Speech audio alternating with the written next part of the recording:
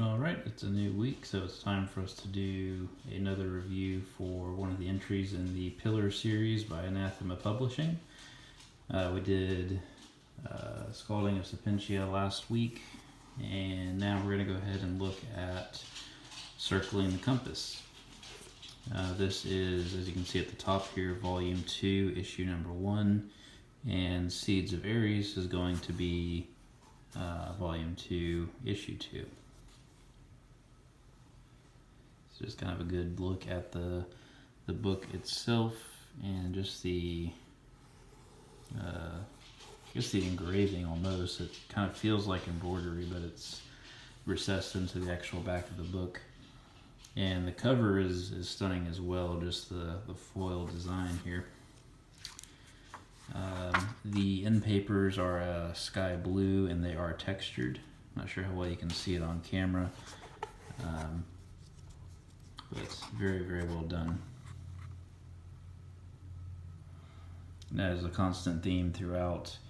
Got some really good artwork, and this is, the first print was limited to 550 copies, and this is number 342.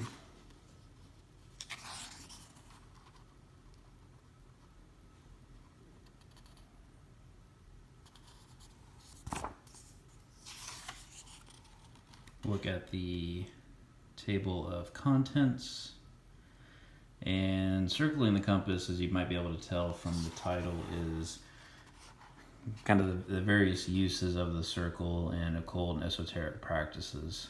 Circle of Protection by Dr. Stephen Skinner, The Ring of Truth,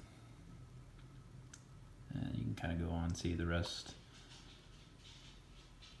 And initially, this was actually kind of one of the first books I got when I started getting into occult literature, and the title didn't really interest me a whole lot, but I also at that time didn't have any of the Pillars entries.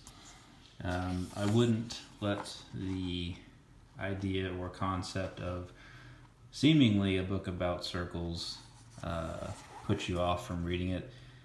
It is actually quite varied and gives you a lot of information and a lot to think about on how the circle as a powerful shape is used in occult practice from various cultures and time periods.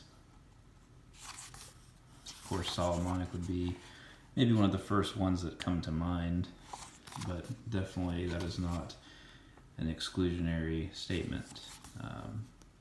Circles, triangles, pentagrams, and several other shapes are used for various practices and various beliefs.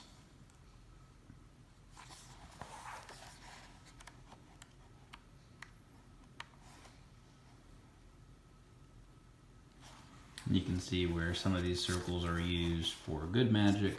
Some of it would be used for what you would call bad magic, potentially malicious magic.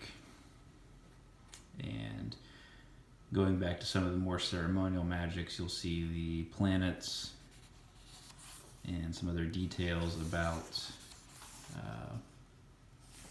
how it all kind of breaks down depending on which deity you're trying to work with. Kind of flip through here to give you an idea.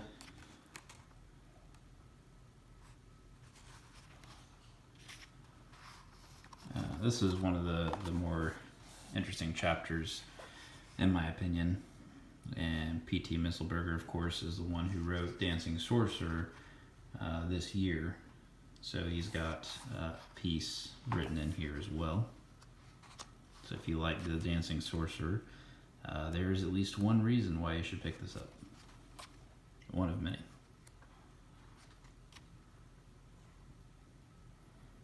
There's some information on Claromancy, which I haven't really seen covered a lot.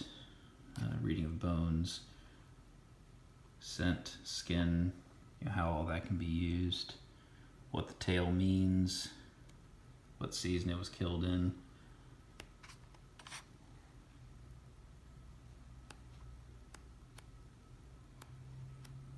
So again, just overall, there's a lot of information here.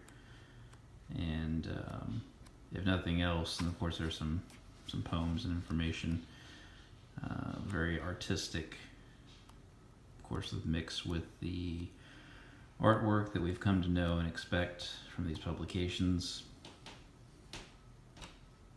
But again, it's a very, very well made book and lots of interesting material. So I highly recommend it. Again, wanted to give you an overview of it as we get closer to the Seeds Fairies being released. If you have any questions or comments, please feel free to leave them below, and thanks for watching.